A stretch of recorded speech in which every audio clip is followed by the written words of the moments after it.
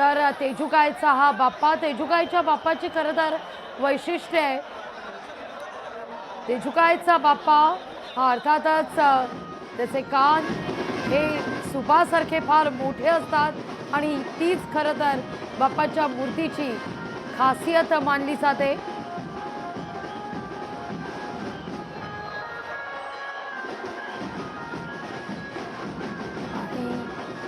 विसर्जनाकरता मार्गस्थ होत असलेला बाप्पा, अधिक माहिती घेऊया आपल्या प्रतिनिधी मीनाक्षी म्हात्रे यांच्याकडून. मीनाक्षी, मला मान्य आहे फार त्या ठिकाणी आवाज आहे, ढोल ताशांचा गजर होतोय, ब्रास बँड वाजला जातोय, माझा आवाज कितपत तुमच्यापर्यंत पोहोचेल, पण उत्साह शिगेला पोहोचलेला आहे.